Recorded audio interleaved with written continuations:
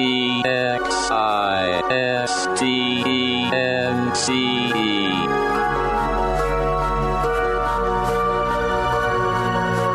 a world filled with conflict, in a universe comprised of differences, there's one thing that absolutely everything shares in common. We all exist.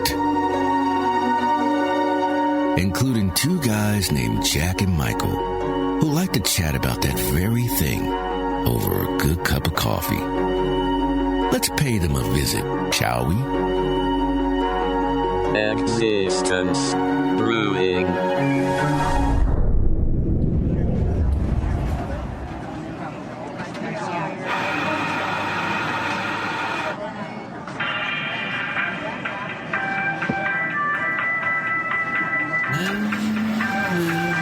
I am here first, and that's unusual. Where is he? Oh. What am I doing? Just keep getting stared at, I suppose. I shouldn't have worn this today. Nice. Got to find... What is that you're wearing? Oh, thank God. That's my never wear this if you're going to get here first like today outfit, but I chose it anyway.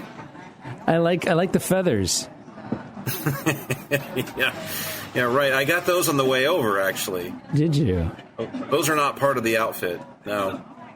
Never been hit by a bird quite so large at high speed. But was it my falcon? I do love the birds. No, it was not one of your falcons. How is it Chester? Maltese. The falcons.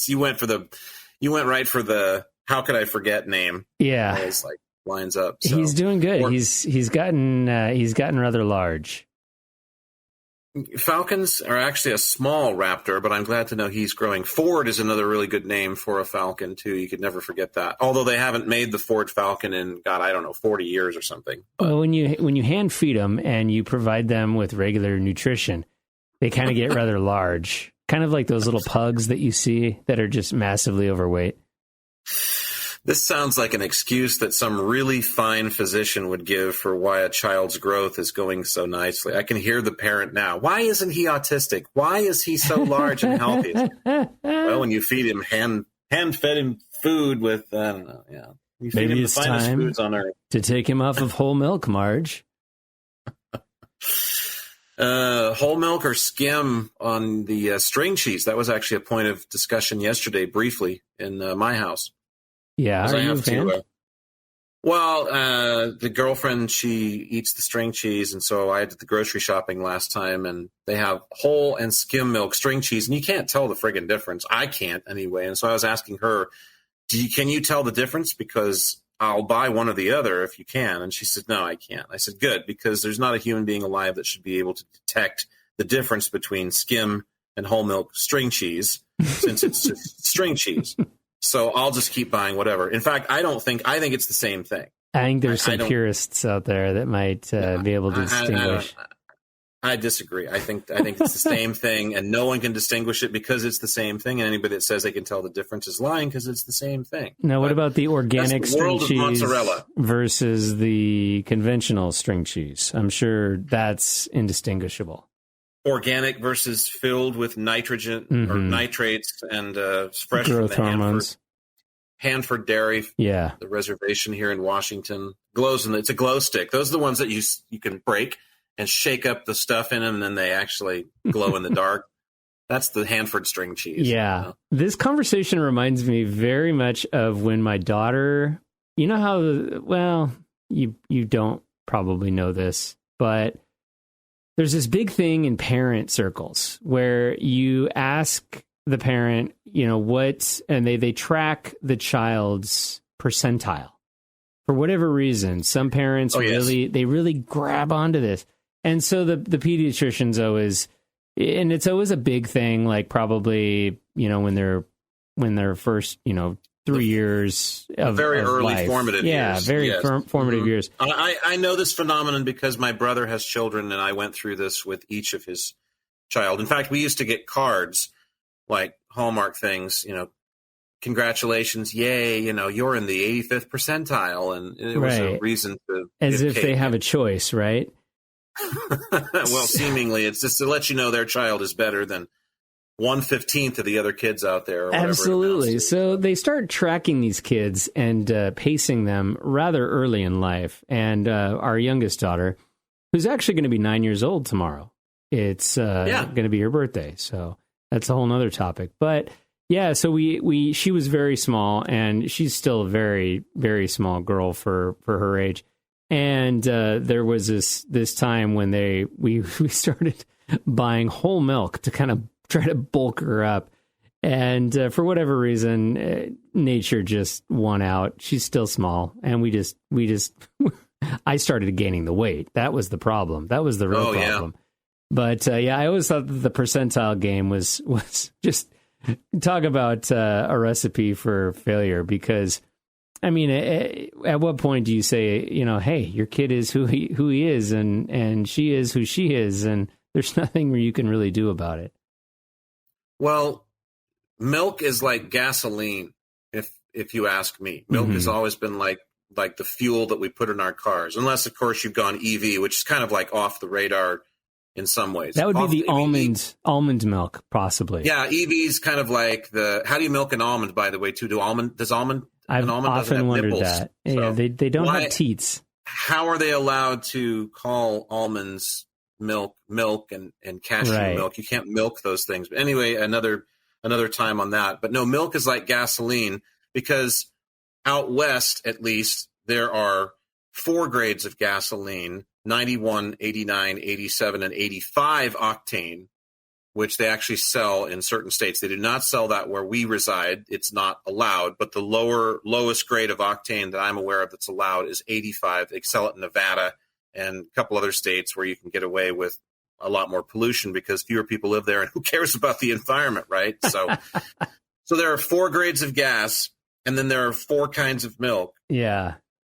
Whole, 2%, 1%, and skim. And I always felt the same way about the gas as I did the milk thing, because here you can actually get something called super octane, which is 93 as well. So there's 93, 91, 89, and 87.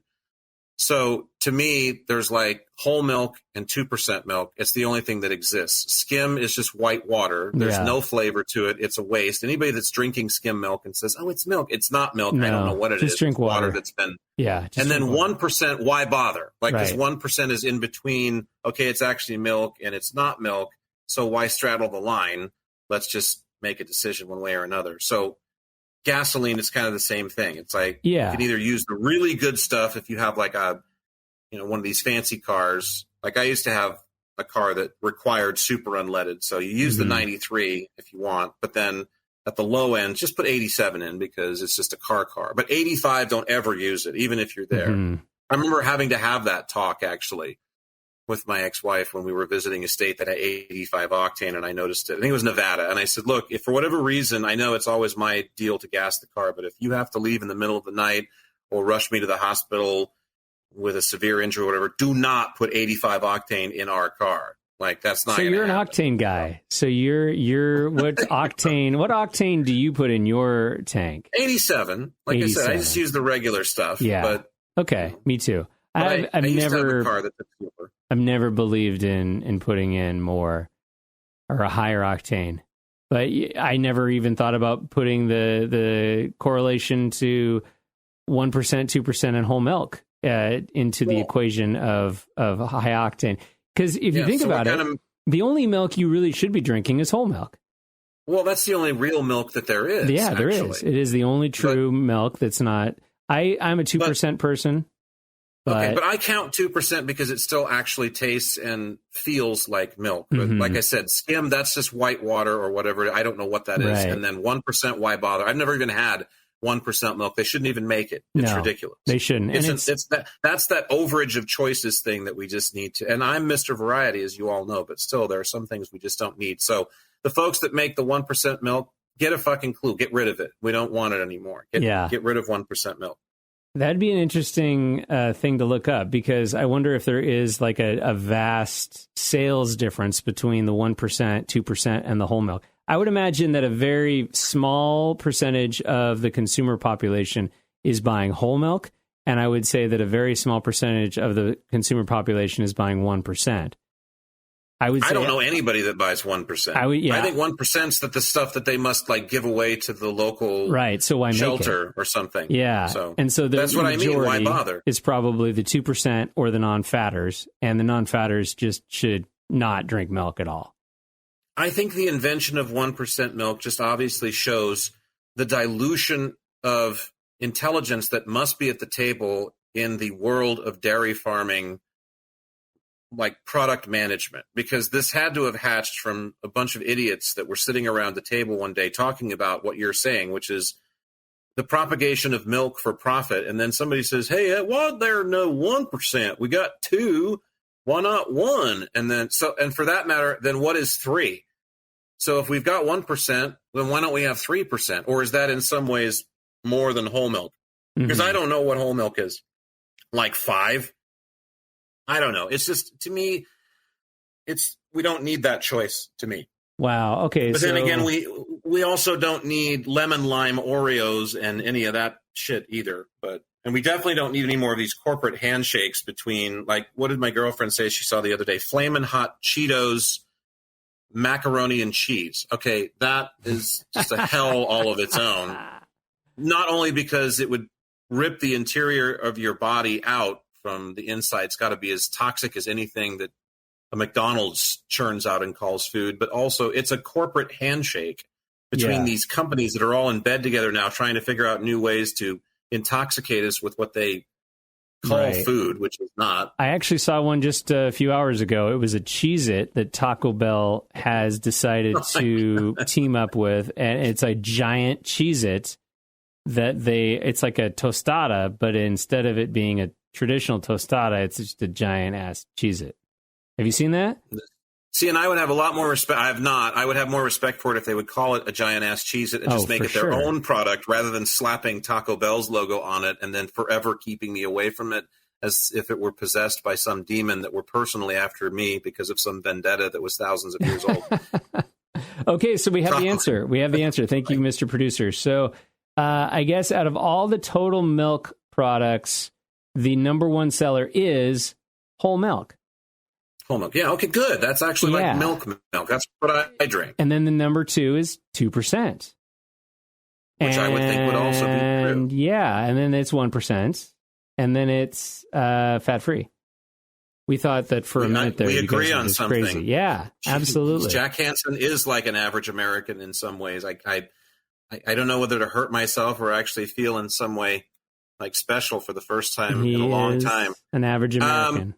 I am going to start calling my milk 3.25%, though, just to agitate most of the people that I know can do that. Because it is apparently 1% is 1% fat. Skim has got like barely any fat. Then 2% is 2% fat. But whole milk is 3.25%. It says some brands have as much as 4%. But with inflation, why do that to people and show off that I drink 4% milk? So there are some brands. I'll just go with 3.25% milk. Personally, though, I mean, here's the thing. What are you more afraid of? Drinking something from the udders of a cow without a process that ensures, or 99.99995 ensures that all the bacteria has been killed by heating it up to a certain temperature and then dropping said temperature and then chilling it so it's more delicious, or Flamin' Hot Cheetos mac and cheese from Kraft.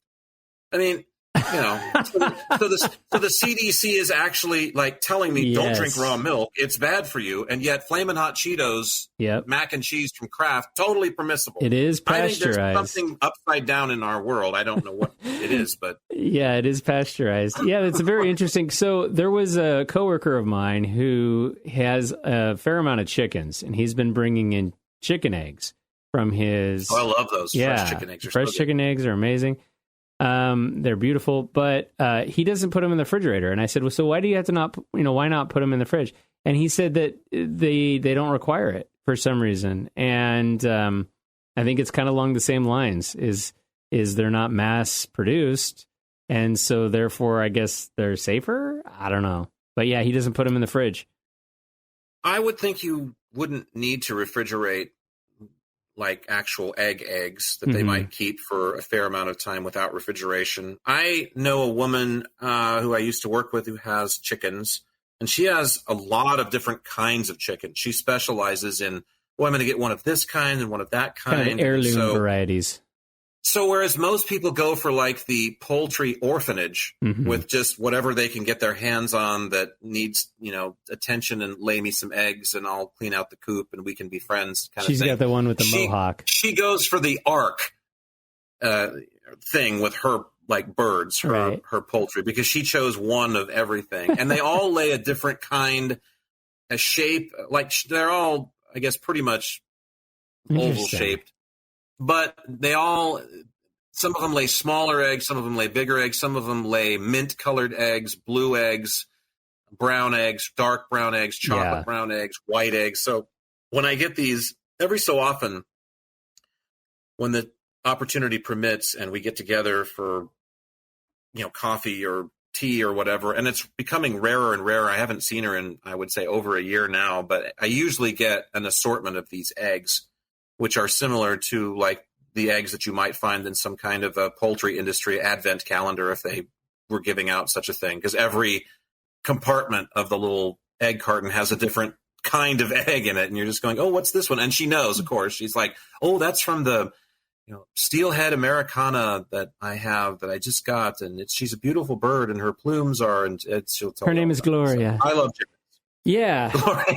Yeah, tell me the chicken's name. I like to know the name of the chicken it comes from. It's like the Egg of the Month Club.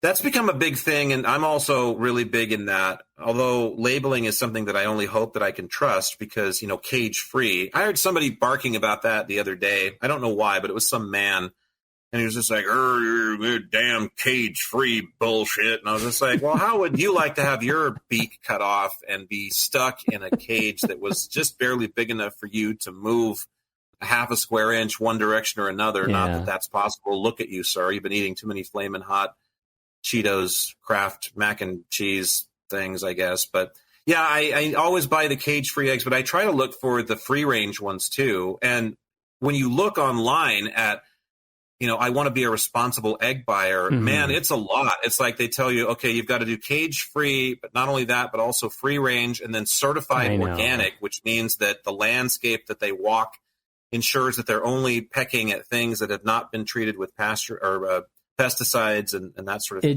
There's a lot. It does. It just kind of seems like it's another marketing ploy or maybe another way for the government to try and regulate farmers. And prebiotics, probiotics, that was another one that I Googled not too long ago because I noticed that in fact, the drink that I'm drinking today from this wonderful establishment, the Raspberry Rose prebiotic. And so somehow the prebiotic is supposed to help the growth of the probiotic, and there are different categories, but it's all related to gut health. And there's really no way that for me to really know how healthy my gut is. Maybe if I went to a hospital somewhere, they could do a test on me, I guess. But how would I know if the prebiotic is working or if it's of high quality? Well, I think that's an interesting question for me to pose to you, and then us, I guess, to pose to our eavesdroppers, is how you feel about the treatment of animals that are producing food for us, especially the ones that eventually will die for us to ingest. Because chickens, I feel like this is where your biggest argument lies, because an egg layer is I don't know how long chickens produce eggs, but I'm assuming it's for a number of years that they can actually, and it's like cows too, they can milk cows for years. So does it matter to you that cows or chickens are kept in conditions that make them happy, as they say, they're happy cows or they're happy chickens that lay these eggs because they're running around doing chicken things? You know the answer from Jack. It's absolutely positively yes. Of course, yeah. I would want to know that the animal that laid my egg was somewhat in a decent state of mind when it actually did the laying. I think it probably leads to a better tasting egg, too, at the end of the day. I can taste the happy in it. But animals that are eventually going to be led to slaughter, it provides an interesting, not that I eat too many of those, but yes, chicken would be among them, poultry and bison. I do not eat beef, but bison. So does it matter? Because that's always the argument from the other side is, well, what does it matter? They're going to die anyway. And that's when I always want to, turn them over and tie them up or put them into a box that's barely big enough for them and say, what does it matter? You're going to die anyway, asshole. So Hog-tie Buford. Here's your box. Yeah. Well, the average commercial laying hen will live for about 2 years. And so I guess what I will say is that I'm not against commercially farming and ingesting animals. The only thing that I am against is inhumane living conditions. And I think that also goes hand in hand with wanting to know where your food comes from. And there's been a big push. Now, am I going to be able to visit the farm that my eggs come from, the Costco eggs, whether it be some regional farmer or whatever it might be? Am I going to know where the milk comes from that I'm buying? In fact, I think most of the dairy products, except for like maybe the exotic cheeses or the specialty cheeses, most of those dairy products are actually grown regionally. And so the milk that we buy here is grown within so many miles of this area, which I always thought was interesting. You wouldn't want, a dairy to send milk from, say, New York to Washington. It just doesn't make feasible sense. And so a lot of the logistics of freight and everything. So, yeah. But I think humane treatment of animals on any level, whether it's a dog, cat, rabbit, whether I'm eating it or not. I mean, I would like to think that the food that I'm buying is treated properly. Now, a lot of people would say, well, you shouldn't be eating it, vegetarians. You're eating another animal. I disagree, but that's my choice. But I do think that it's important that we know where our food comes from and that the animals are not mistreated, because I think that's where then you start coming into this situation where maybe then the corners start getting cut at the farm, and all of a sudden what we used to treat the animals with, we no longer treat the animals with, and then you start getting salmonella, those kind of issues where people start cutting corners and then you start having a health outbreak. Well, you mentioned Costco eggs, and if your eggs come from Costco, those are like Mork and Mindy eggs. That's like the egg that Mork arrived in. They literally can fit a human in there. So they're giant jumbo. Everything from Costco is treated with whatever it is. It's that Miracle Grow shit. But I also think that we should be treating our farm workers and our laborers with respect and humanely, right? I mean, I think that the people who pick our fruit are just as important as the chicken that I'm eating in terms of, how we're treating the farm workers and whether or not, they're able to live a good life too. I think that also should be something that we ask ourselves.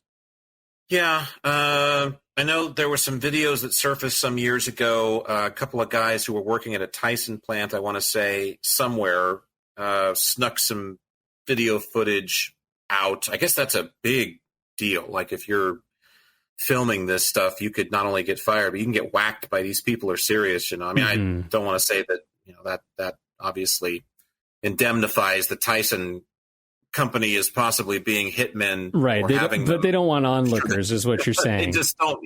Well, they snuck out. I'm assuming it was Tyson. It could have been somebody else. It was a big chicken producer somewhere back east, and they snuck out this footage of a chicken slaughterhouse, and they're basically throwing chicken parts away, and the chicken parts are still alive. It's like the heads are still gasping for air, and the legs are still twitching. I mean, it was awful. And the thing that I think about, I guess the big question for me was always if I had to, because I'm such a Buddhist, like at the core when it comes to living things, if I had to kill my own animals to eat them, I'd be absolutely a vegetarian across the board. Yeah, exactly. I don't think I'd be a vegan. I think I could milk a cow and make cheese and feel okay about it. But slaughtering one for hamburger, that's not going to happen. There's no way. So what I wonder is, how many people fit the same sentiment as myself. How many people are in the same? Oh, I agree. There's no way. There's no way I could kill a chicken or a cow or a pig. There's no way I could do that. So you do that. Oh, totally. And there's also a thing that I really kind of, and I was in FFA and egg science when I was growing up because, hey, that's what we do here.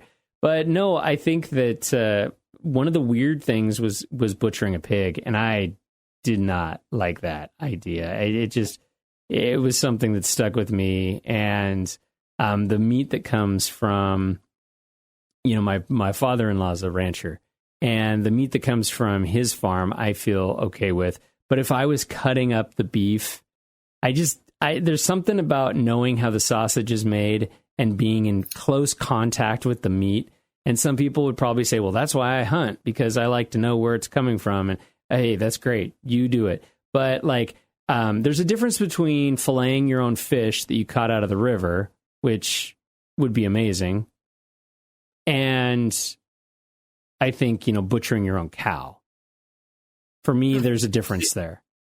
I'm so Buddhist, I don't think I could fillet the fish out of the river either. Oh, really? Because the idea of catching and killing a living thing for the sake of eating it is just, like I said, I'm so Buddhist to the core. And I remember when we had a Buddhist visit our classroom in high school, and this very evangelical person that I went to school with. He was actually a friend of mine. He was a nice guy, but man, he was raised like uber, super religious, westernized, and he was like scoffing at her the whole time she was there. And I was just like, if you're not going to respect her, you need to leave, because this is like out of control. She's, paying a visit. Because believe it or not, dude, like there's a larger percentage of the world that is like this than is like you. So, you need to like pull your head out and realize that there are more perspectives in the world than the one that you were raised with in this tiny little corner of the world. But She kept saying like, oh no, I never fish, put the hook in the mouth, the fish it hurt the fish. You can't do that. And I'm sure it does. Again, I think there's a huge difference. What we're getting down to now, and this is where I was kind of going, was that there's a difference between knowing where your food comes from and knowing your food like intimately. Because I always felt like this was one of those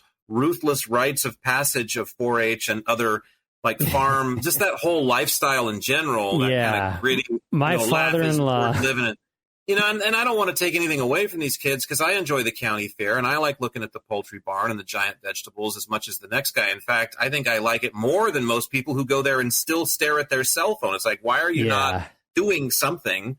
But I always felt like that was horrible. Like you raise the pig's born or the lamb is born or whatever, and you raise it and you come to know it and it trusts you and there's a bond, and then you fucking slaughter it one day, and it's all part of being in 4-H. And it's just, I always felt like we need to get rid of this thing. Here's the difference. Here's the difference. World. My father-in-law does not name his animals. Okay. When you name your animals, you are not expecting to slaughter it.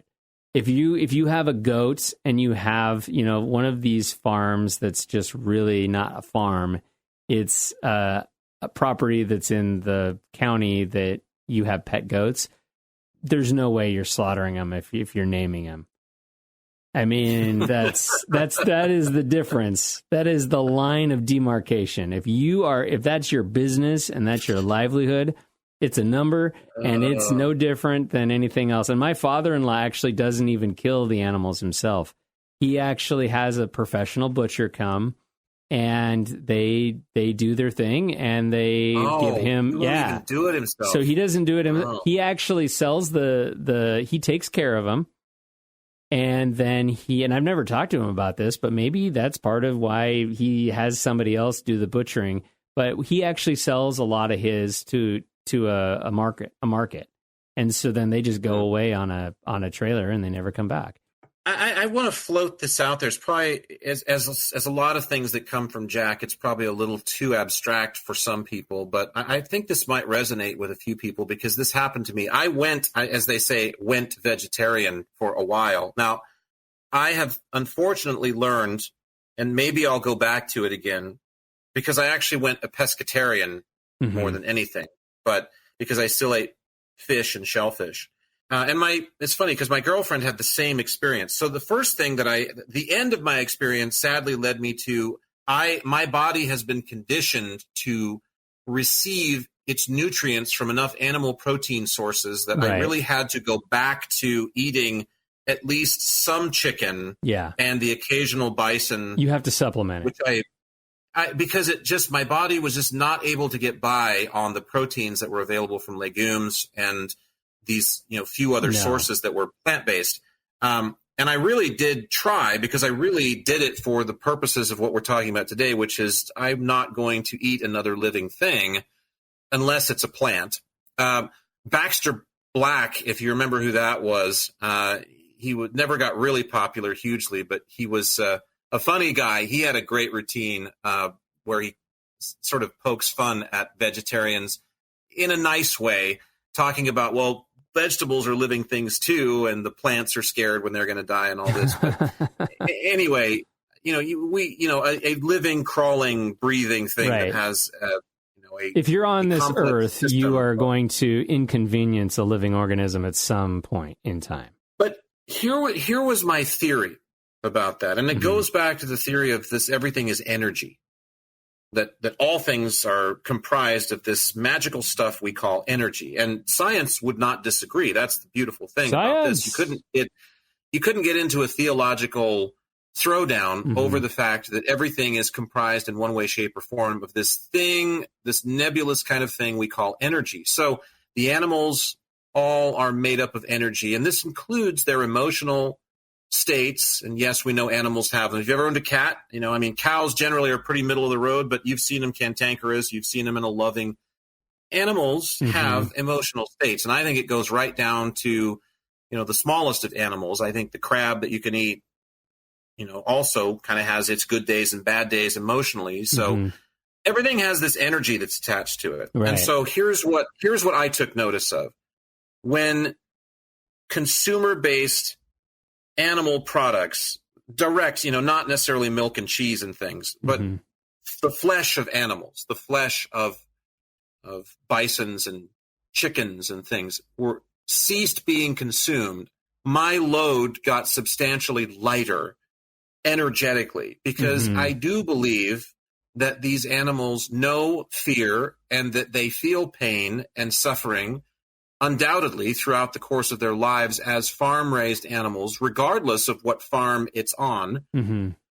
I think that any animal that's eventually going to see its earthly presence, be cut short potentially so that I can eat it or you can eat it, knows of this. And in some way that energy, therefore, takes on a certain demeanor, I guess, if you will. And when I eat it, it is passed along to me because it is still present within its flesh. And I know that is out there, but that is what I noticed, is that I have rid myself of a lot of this stuff that I've been taking in unwittingly over the years, because McDonald's hamburgers were pitched at me like they are any kid. And, you start eating them in the sloppy joes and the tater tot casserole.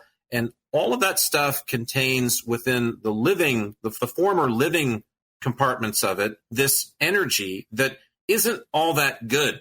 And I'm eating it and it's getting passed along into me. And so I honestly did notice that when I went, as I said, the pescatarian for a while. But I will also put an asterisk next to that by saying this: animals are a hell of a lot smarter than we are in this whole, oh my God, I'm going to die one day thing, because we are incredibly resistant to the idea of losing, as we've talked about more than anything, our identity within this experience. We fight it and say, no, it can't be possible. I will live on in some manner. At some point, it's going to be, Jack Hansen and not something else.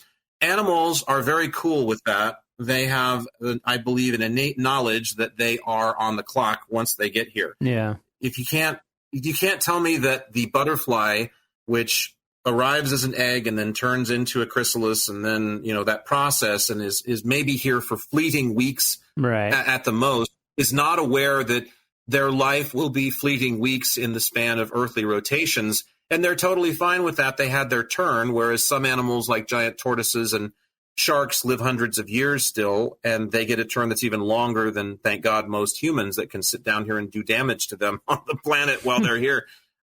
So, and the way I encapsulate this before I pass the ball is just by saying, have you ever watched those Marlon Perkins videos on, the wildlife specials or the David Attenborough specials anymore. They're so, they really are delicate with their approach to the predatorial aspects of some creatures, where it used to be they get right to it and they'd say, no matter how much the oxen struggles, it's too late. The crocodile has, but have you ever looked at the animal that we would serve as prey in this equation? Have you ever looked at its demeanor? Have you ever read its face?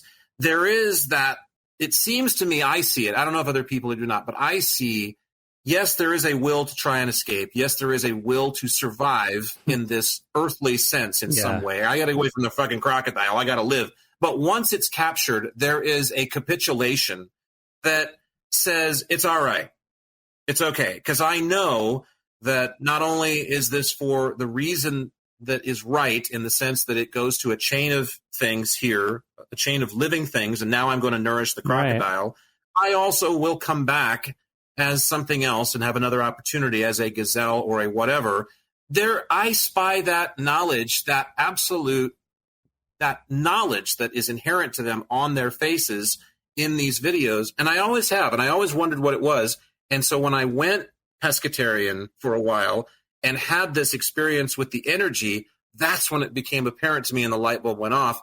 Jack, these creatures are way smarter than you, because they don't leave their houses every day fearing death in any capacity, because they are absolutely plugged into this cycle and they know it. Whereas you, as we've talked about, don't fit, but you belong. And so yours becomes a big question mark, and you seek this answer for it. And I guess that's what makes my life kind of cool compared to the gazelle, is the gazelle says, hey, I got this figured out, but you're all right. You don't know yet. Happy travels. And we pass in the night. Right. I know. I agree with you. And I think that if I was to come back as an animal, I would love to be one of my father-in-law's cows, because he takes good care of them. And he does. And you know what's interesting is he'll walk out into the pasture, because he feeds them twice a day. He'll walk out into the pasture and they follow him. They look at him as if he is a part of their group. Their family. Yes. It is the most interesting thing. And now we get back to, like, maybe the differences in quality. The farmer, I strongly believe that it, has just maybe a couple hundred head of cow, and they're farming the land and they're feeding them grass. And in fact, he feeds them the hay that my father-in-law feeds them, the alfalfa that he feeds them, he grew himself. So he's an alfalfa farmer who also has a couple hundred cows, and it's amazing. And so, now you've got somebody who not only knows where his meat's coming from, he knows where his meat's food is coming from. And, those cows are taken care of. There's antibiotics that they're given if they've got an infection. I mean, there's a completely different. So I do think that on kind of what you said in terms of like the stored energy and it transferring over to the food, I think that makes it better food. If it's like we said, a happy cow or a happy chicken, and it's not just this kind of meat grinder facility. Now, I understand that we do live in a society where not everybody can get their food from somebody like my father-in-law. And we live in a society that, for whatever reason, we are industrial and we have to have so much meat, and it has to come from somewhere. And, but I would hope that there's a agency that is making sure that, the pig is going to die, but at least we're doing it the most humane way that we can. We are no longer the hunter-gatherers. We are now the farmers. And we have cultivated these animals. We have bred these animals. We have brought, I always think to myself, what did the dog look like before it ended up in my house sitting on the couch next to me? What were the ancestors of this animal? What were the ancestors of the cow? The cow probably looked vastly different in the wild than it does now. And now it is grown and it is produced to produce meat. And so now we start getting into this idea of meat and our diets. And we have been conditioned to have so much meat. But you said something that I thought was interesting because I've heard it from vegetarians too. The amount of food that they have to consume is exponentially higher in order to just get close, and they still don't get the same amount. Their body does not feel the same amount of energy as carnivores do. It's fascinating, isn't it? But they also are typically much leaner, and their chances of cancer are vastly lower. And so, you can argue the points for and against. I think I'm not even arguing for and against. I'm just saying it's interesting to me that even you would have to consume so much more plant-based product in order to even come close, and you're still not going to, and you are going to be leaner, which is probably healthier, right? So then we start getting into this idea of, you're not supposed to eat meat 4 times a day, and you're not supposed to have this carnivoric diet, even though now that has become a diet in and of itself. Have you heard of that, the carnivore diet? Yeah, of course. They've got a diet for everything. I think the point I was mostly trying to underscore there, or just a part of that to remember, is that we're born with a certain diet given to us, because as children, we eat what's presented to us, and we aren't able to really know about all of our options, and we aren't able to choose. So we're really at the mercy of whoever's raising us. And so, that was my point, was because I think it's probably more than plausible for most human beings to be raised from birth on a exclusively plant-based diet and be completely used to it and be totally healthy and fine without any animal protein. That sadly, well, I say sadly because I honestly wish that I were vegetarian or could, but that is not me. After about 18 months or 2 years of this, I discovered I had to go back to eating some animal-based protein from its flesh in order to really feel like I was, as you said, full and had the nutrients I needed. Now, that might just be bullshit. I could hire a nutritionist and they could find out otherwise. And this could also just be a justification of my hubris to try and feel okay about going back to eating that. But I remember I had to kind of have a little meeting with myself when I was going to do this and said, okay, look, I tried to not eat you guys, and I don't think I've failed. I've done a pretty good job over the course of this year and a half or so, but our journey has to come to an end because Jack needs animal protein. All plants and no meat makes Jack a dull and listless boy. And so I have to start eating this again, and I know it. So what are we going to do? How am I going to feel okay about this? And then I mentioned this could easily just be, psychologists would say, well, this is just Jack, conflating a justification of his ego into something that's more. But I don't believe the universe works like that. I think there's a magic that's constantly happening and crackling between you, whatever that is, that spark that is you, that energy that's you, and everything else that is it. And this is what it said to me was, it's okay.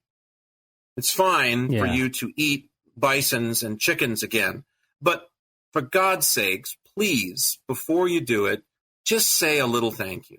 That's all we're asking. And it's interesting because subsequently to that, I also read that that's exactly what the native peoples always did before they would hunt for animals, before they would prepare what meat came from their hunt, before they would consume. It's just something that we have in every culture around the world. There's something called saying grace before a meal. It's in the Western religions.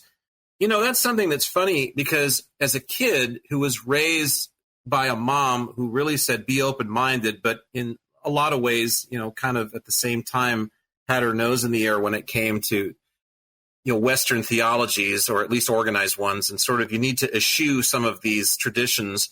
That is not one of them that I think needs to go away. I think being grateful and being thankful, especially when we're talking about the life of another thing that gives you, in this case, sustenance and pleasure. Yeah, absolutely. I think that's all the chicken wants at the end of the day is, number one, please don't waste me.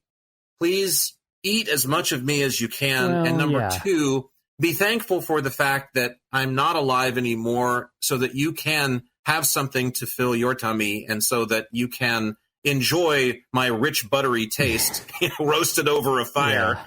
I think that's the very least that anything that was once biologically vital could ask for in its demise, in the wake of its demise, is would you please just be a little tiny bit grateful for the fact that I was here to do this for you. And that's all I do now. And it's just quiet. It's not a ceremony. It's not a ritual. It's not a scene. And I think that's the big thing that people honestly have. And I know you're a religious guy and everything, but honestly, coming from the other side of that, kind of having been raised in a camp that was sort of not anti, but like, you need to take a different look at this. I think that's the thing that is offensive to people. I think that's the thing that bothers people, is that very often these things are made into rituals that are scenes.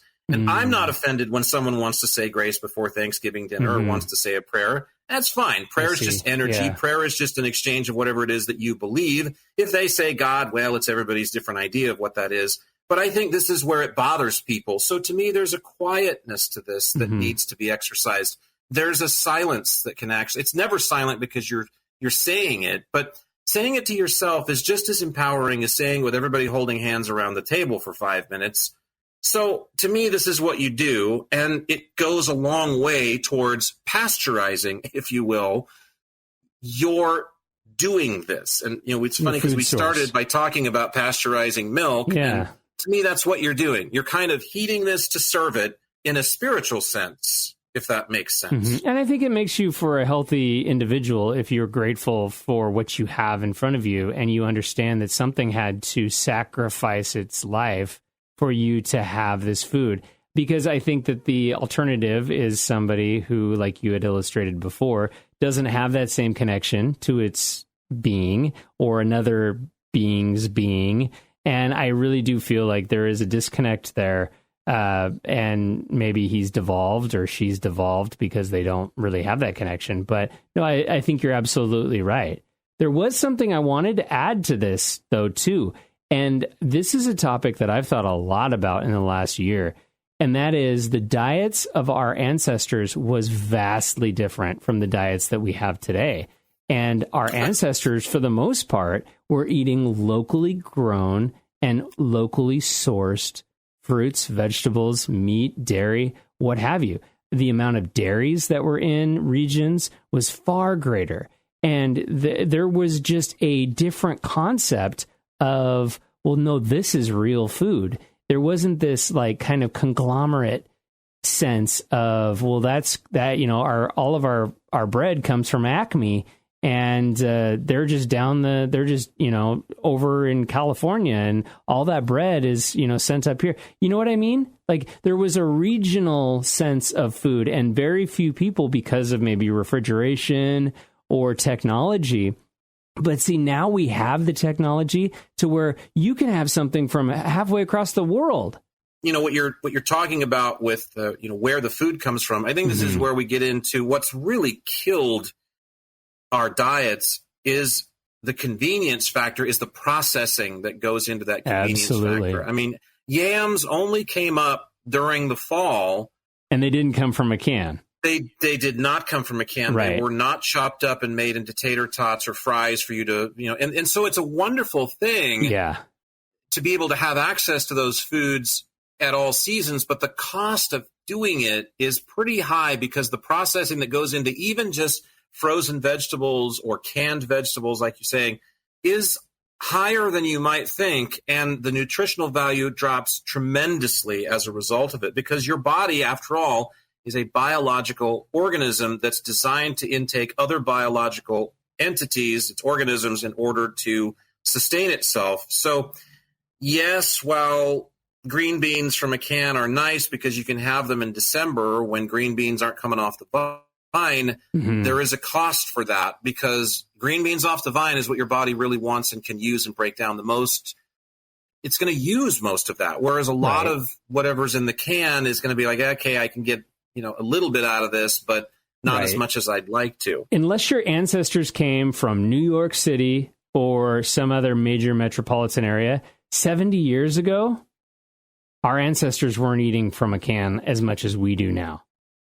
We're also still just talking about food that's actually food, because yams are actual food, green beans are actual food. Yeah. We're not even talking about the flamin' hot Kraft mac and cheese, Cheetos thing. We're not talking about Frosted Flakes. We're not talking about all these things that are called food that really, let's face it, folks, they are not food. There's not a lick of anything that your body wants in 9/10 of that stuff that comes out of a box. That, I mean, it's just, canned soup.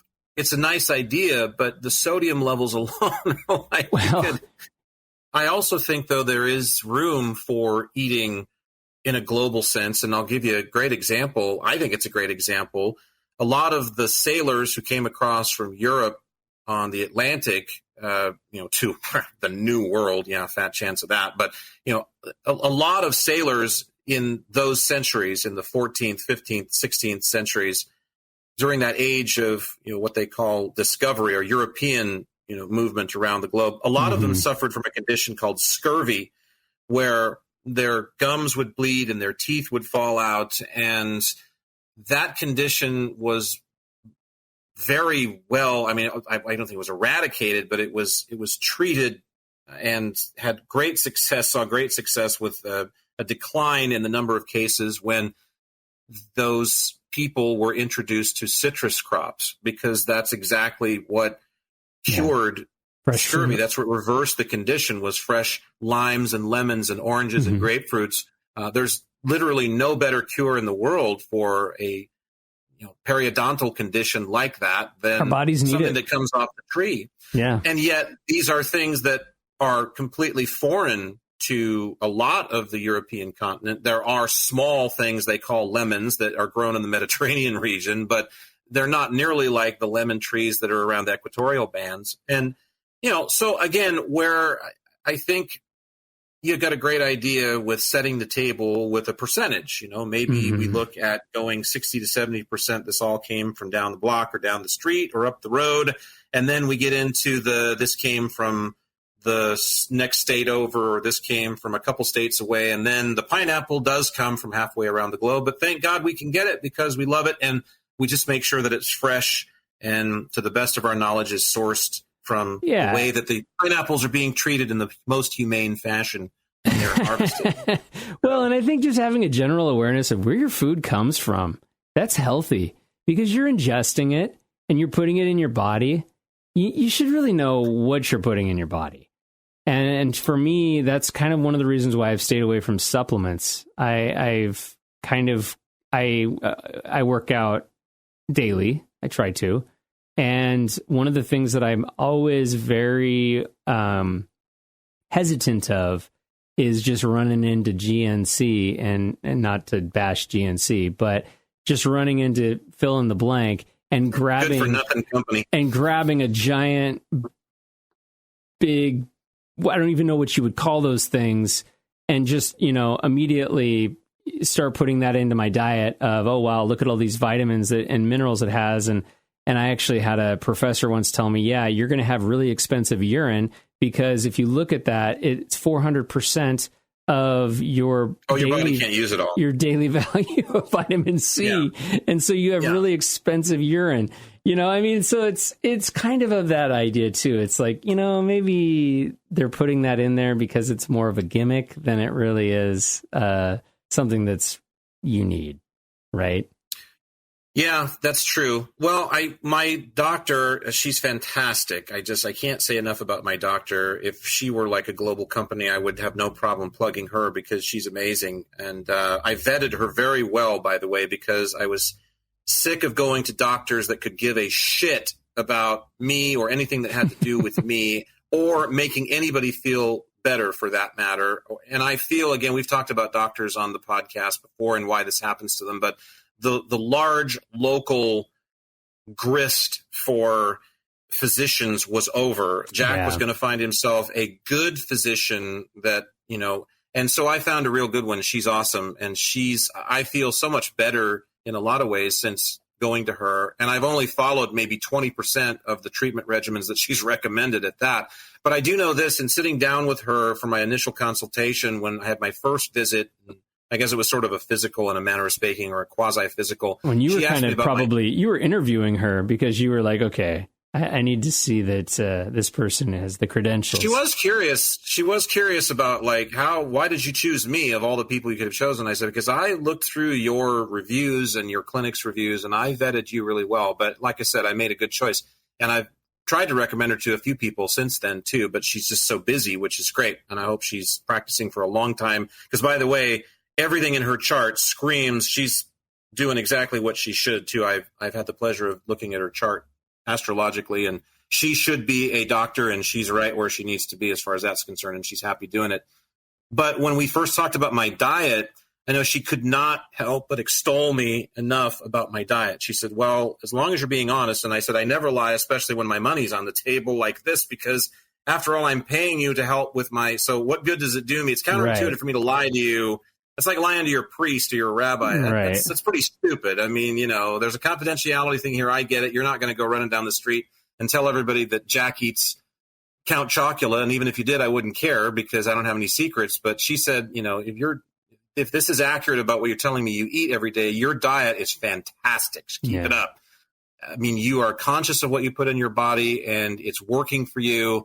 And that is like, she said, the number one thing that I have a hard time with most of my clients, most of my patients, is getting them to start being conscious of what's going in and why it's going in for what reasons. And you're already there. And that is a product, I'll just let people know who may be struggling with changing their diet or thinking about changing their diet. If you'll just give your body an opportunity to recalibrate, because it takes several months for it to happen. If you were like me and you were eating canned tomato soup and grilled cheese with the Kraft American slices and tater tot casserole made with, once again, here comes Campbell's with their cream of mushroom soup and the which is amazing, by the way, the hamburger and the tater tots from Orida. I mean, pick your shitty for you every night foods. I was there for like so many American, many of which were cultivated in the 1960s.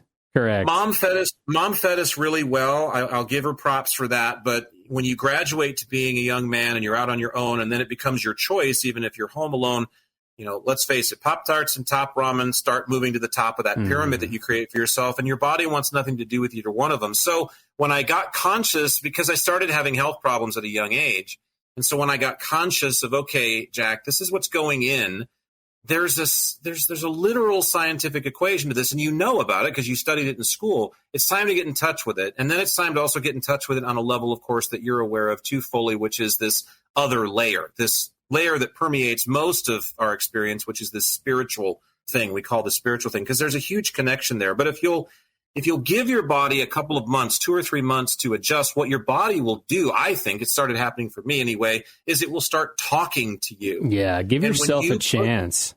That tongue of yours may be good for a lot of things, and perhaps it's silver and perhaps it's forked in some ways, but what it's primarily there for is to let you know, like it is on all other animals on the planet that have a tongue, what is going in my body is either going to belong there or it doesn't. And that's what started happening was you'd start tasting things that your body wanted, and they would taste better.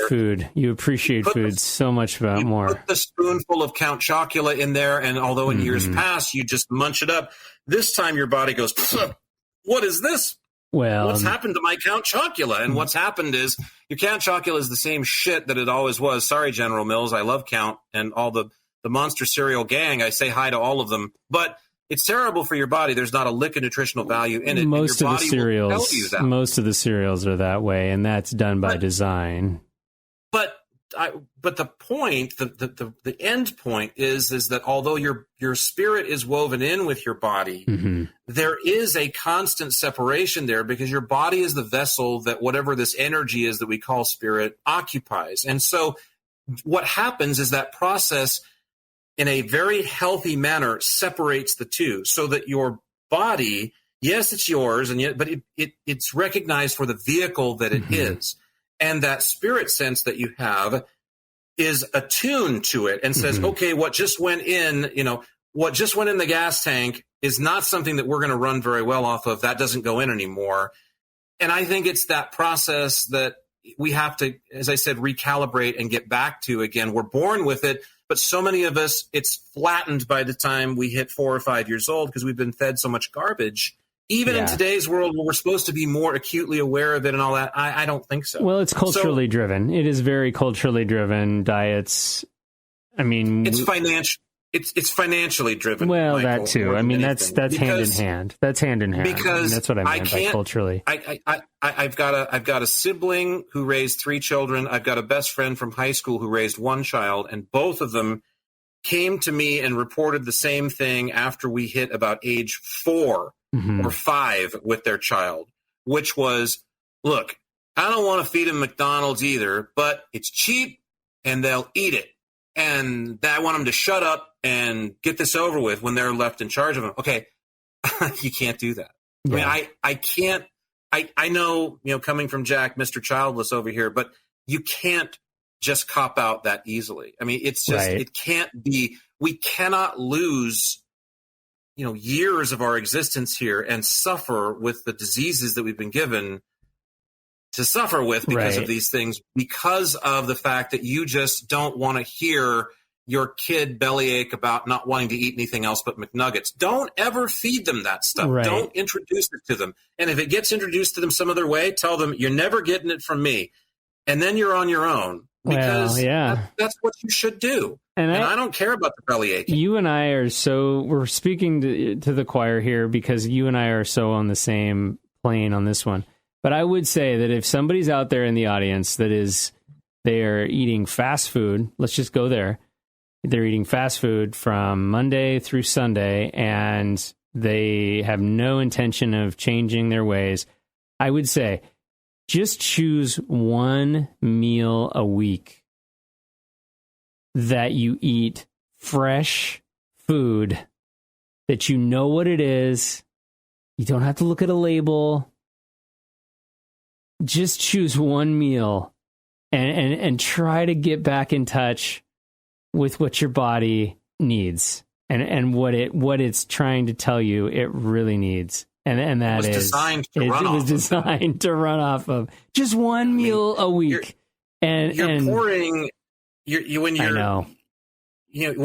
let's look at your car. So often the metaphor for our physical body is our car in the modern world, because it's a great one. So think about it just like your car. Yeah. When you roll up to the tank and put gas in your car, or if you plug it in, if it's an electric, you're giving it what it needs, what it was designed to run on. And Absolutely. Like it or not, I know that, gas pollutes the environment, fossil fuels. Get over that. In the metaphor, just say, look, my car was designed to run on synthesized petroleum that is of at least a particular grade of octane, 85 at the lowest and above. This is what it needs to run. If I pour kerosene in the tank, or if I try to shove a bundt cake in there, it's not going to run. Yeah. And I wonder where along the line did the fried food become mass production? Because if you go to other countries, there are countries that have adopted the golden arches just as much as we have, or, what do they say? One of the best diplomats in Western society is a McDonald's. But I mean, where did the fried food come in as we have to have that? You know what I mean? Well, this also goes to how diabolical that industry is, though, and if we want to go down that road, because this is like the folks that make soda. Because here's the simple truth of this, Mr. Pepsi and Mr. Coke and Mr. Pibb and all of you other ones that are out there. You can easily take a flavored syrup of whatever, because remember, all these came from these elixirs that were supposed to have been cooked up in the late 1800s and early 1900s, when we had all these, medicine men passing through town, this new breed of passing through doctor, these potions that were going to make you feel better. There are some great formal names for them that aren't coming to mind right now, but they never seem to when I need it. But anyway, the medicine man of new is passing through town, and he's got something that's going to cure what ails you. And Coca-Cola, of course, literally had cocaine in it at one time. And Dr. Pepper was a bunch of different roots and spices and all these kinds of things. So you can take whatever, set of flavors that you want. And in the modern era, this would just be a simple, you've watched them make soda at the movie theater or at the mini mart. There's syrup that comes out of a pouch that gets mixed with carbonated water. Well, here's the simple truth. You can make any flavor of that you want to mix with any kind of water or even milk if you want, and you don't need to put caffeine in it to addict your clients. There's no requirement for addictive substances to be introduced to beverages. It wouldn't taste any different. The only reason why it's in there is to hook the person that drinks it. My body will literally physically begin to say, we need this, because that is an addictive agent, because that chemical goes into your body and screws with its natural processes and says, we need to have this. Although it's spurious, because it certainly doesn't need to have it, because it's terrible for your body. Sugar, pop soda is one of the worst things you could put in your body that I can think of. So it's the same with the fried foods. Mm-hmm. Those foods, those French fries from McDonald's in particular, and those, they're addictive, aren't they? Fast food menus, they are designed, they are engineered to be craved by the body. They include chemicals that are introduced to the body that the body says, okay, I don't know what that was, but we got to have more of it. Yeah. It's like opium. It's like morphine. So your body says, okay, I'm not sure what this stuff is, but we need it. And your actual body, again, your actual spiritual sense of, okay, I'm in this vessel, is saying, no, time out. We don't need this at all. In fact, we never put this in. But the body has suddenly been wrangled over control of by this agent. And now we're getting into literal addiction. Okay, well, I'm going to run out of quarters in the meter. So let's end on this.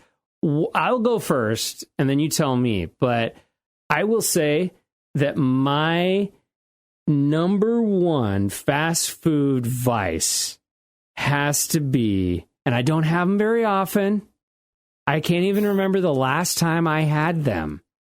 It has to be the French fries from McDonald's. That's everybody's, isn't it? Yeah. Is that yours too?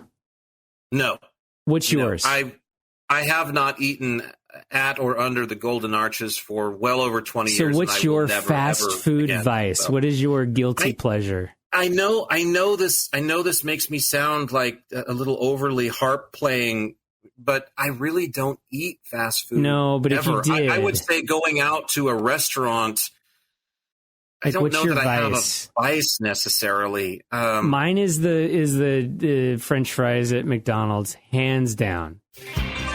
So I get Lucky Charms cravings. Okay. Does that count? I would say that surely counts. It doesn't have to come through a drive-through window. I'll go ahead and count that. Oh, if only we knew what we were putting inside our bodies, Mr. Hansen.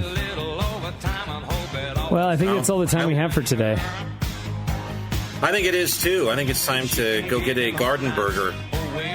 And Elton John is going to go ahead and sing us out with Poor Cow. You take care of yourself. All right, I'll see you next time. Bye, children. How little they both son and mother does my Monday's just a nag about the world.